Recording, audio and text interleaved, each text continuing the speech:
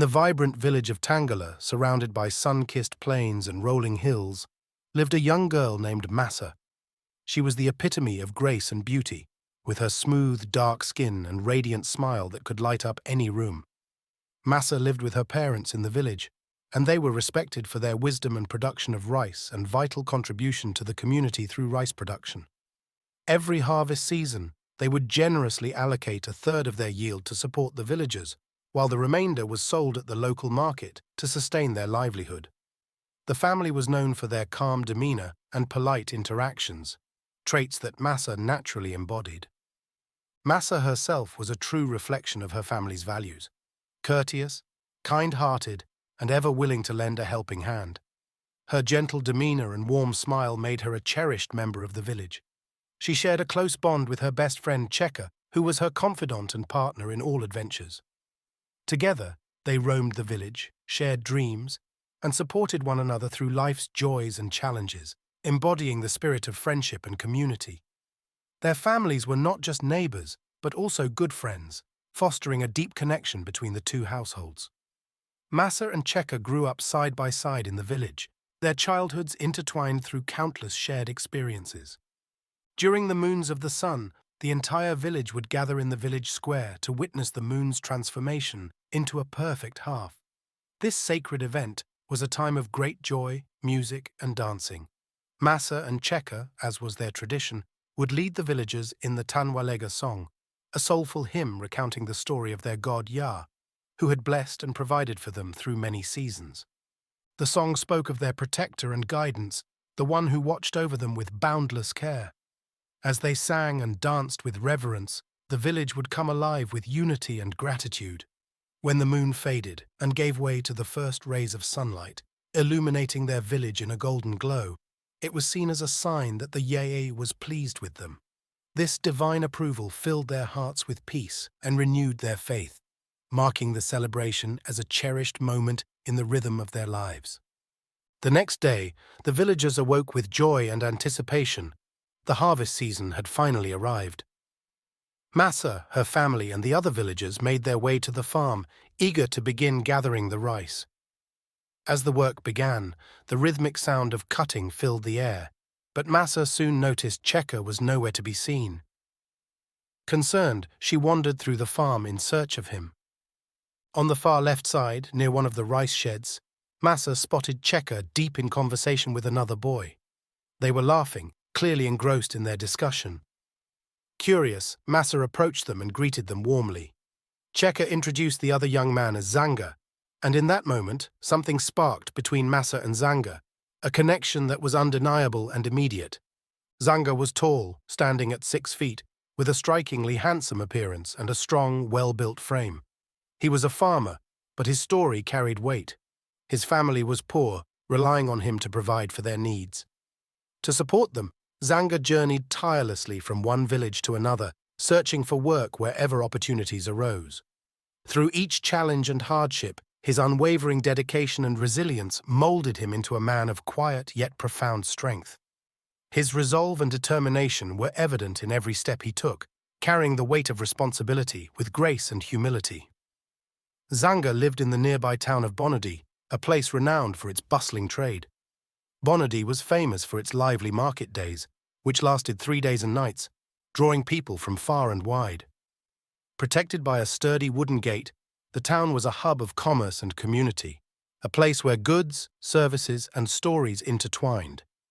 From that day on, the bond between Massa and Zanga began to grow, rooted in shared values and a connection neither of them could ignore.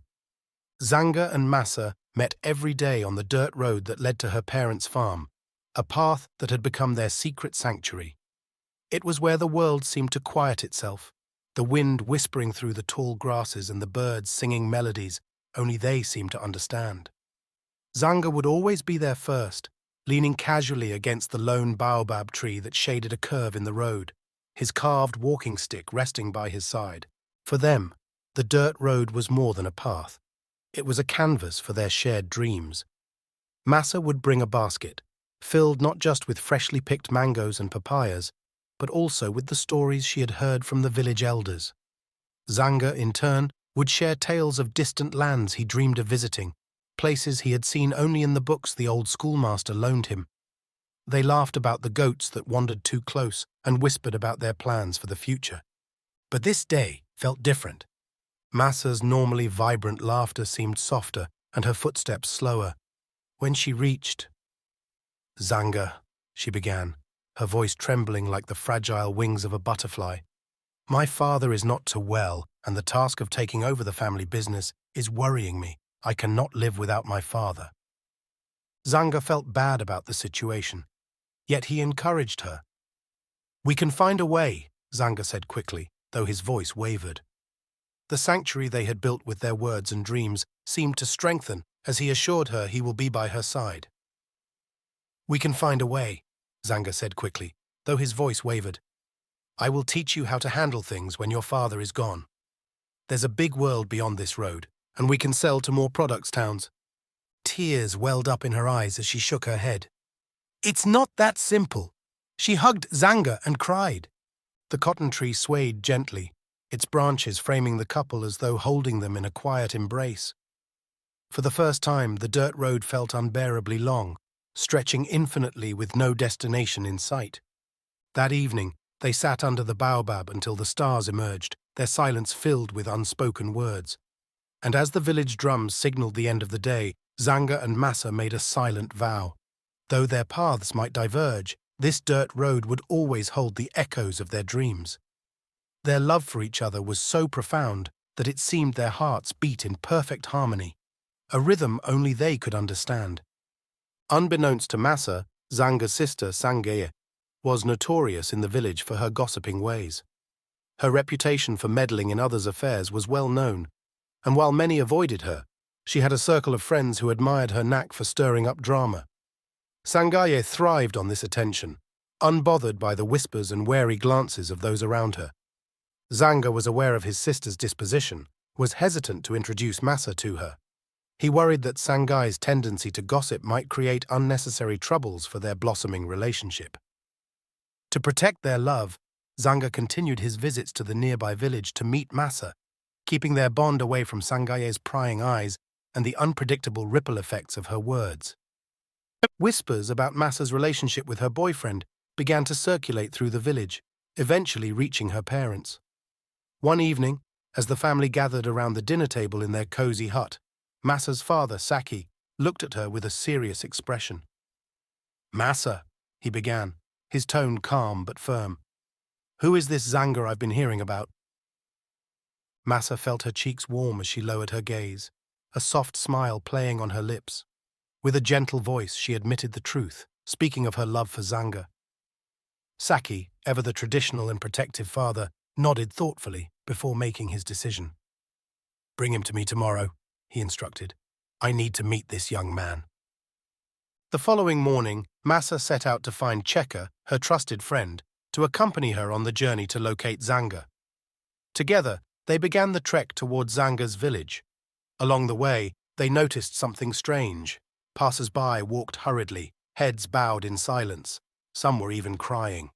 Concern etched across their faces, Massa and Cheka quickened their pace, fear beginning to creep into their hearts.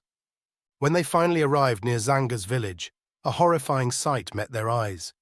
The village was engulfed in flames, thick smoke billowing into the sky, making it hard to see or breathe. Chaos reigned as villagers scrambled for safety. Heart-pounding, Massa began calling out for Zanga, her voice cracking with desperation and heartbreak. Cheka stayed close, helping her navigate through the smoke and debris as they pushed deeper into the devastation. Eventually, they reached a neighboring village, hoping to find answers. There, they learned the grim truth. Raiders, led by the infamous J-Boy and his ruthless gang, had attacked Zanga's village. Known for their brutal tactics of burning villages and plundering everything in their path, they had left destruction and despair in their wake. Massa's heart sank as she realized the danger Zanga might be in, but she resolved to find him, no matter the cost. Cheka and Massa continued staggering through the thick smoke, their lungs burning and their hearts heavy with desperation as they called out for Zanga. The flames consumed every house in sight, and chaos engulfed the air. The confusion was at its peak, with screams, and the crackling of fire blending into a harrowing symphony of destruction. Suddenly, Cheka spotted Zanga sitting amidst the chaos, her hair disheveled and her gaze distant. She was mumbling incoherently, lost in shock and confusion. Cheka sprinted toward her, grabbing her shoulders and giving her a gentle shake. "Zanga, Zanga, it's me, Cheka," he called, trying to bring her back to reality. Gradually, her eyes focused, and she began to recognize him. Together, they helped her move to a clearer spot, away from the worst of the smoke. Once they were in a slightly safer area, Cheka, Massa, and some other villagers anxiously asked her about Zanga and her family. Zanga burst into tears and recounted the night. She explained that Zanga had come into her room and handed her a note meant for a lady named Massa. After delivering the note, he left to join his parents in a discussion about purchasing land to cultivate. Zanga had been inspired by a neighboring family that had prospered through farming, and he believed this could bring in more income for their own family. The conversation with his parents stretched late into the night, filled with plans and hope for a better future. Eventually, she drifted off to sleep. However, her rest was abruptly interrupted by a loud commotion that sounded like people fighting. Startled, she sat up and heard her mother screaming, followed by her father's urgent voice calling her name, telling her to run. The terror in their voices left no doubt that danger had come to their home. As she recounted the nightmare, she said, "They took Zanga and my parents," as she sobbed. "Everything happened so fast. I jumped through the window to escape, but before I got out, I heard Zanga fighting them, wrestling with them. I couldn't do anything. I still have the note in my hand. This is for a lady named Massa." Zanga asked Cheka whether she knows a lady named Massa. Massa and Cheka bowed their heads in sorrow, the weight of Zanga's words settling heavily on their hearts. But for Massa, sorrow quickly turned into something else. A fire of anger and determination ignited within her as tears streamed down her face. She clenched her fists, her body trembling not from fear, but from the resolve building within her. Zanga, her tears slowing, looked at Massa and noticed the pain etched on her face. She tilted her head and asked, "Who are you to Zanga?" Before Massa could respond, Cheka answered her. "She's someone who loves him," he said simply, but with conviction. "Her name is Massa." The note got lost, and an elderly woman walked by, and somehow she knew Massa and she gave her the note. A heavy silence fell over them as they stood there, each lost in their own thoughts and grief. Slowly, they began to walk into the nearby fields, pondering their next move, the enormity of the situation weighing heavily on their shoulders. For Massa, one thing was clear. She wouldn't let this injustice go unanswered. The raiders had awakened something in her, and she would not rest until she found Zanga and his family. As evening approached, the remaining survivors from Bonadi village made their way to Massa's village, seeking shelter and food after the devastating raid. The villagers welcomed them with heavy hearts, offering what little they could to provide comfort in the face of such tragedy. That night, the elders convened in the palaver hut, the traditional gathering place for resolving issues and seeking guidance. The villagers gathered around the hut, their faces marked with worry and hope, silently waiting for news of a solution. Inside, the elders spoke in hushed, deliberate tones, wrestling with the gravity of the situation. As the night wore on, the anticipation among the villagers grew, but no word came from the palaver hut. By midnight, the elders emerged, their expressions weary and their minds still burdened with the weight of the decisions to be made. Without speaking, they dispersed to their homes, leaving the villagers to sleep where they sat, overcome by exhaustion and despair.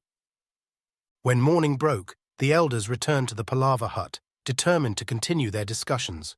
The villagers watched anxiously, hoping that this day would bring clarity and a way forward amid the uncertainty and sorrow.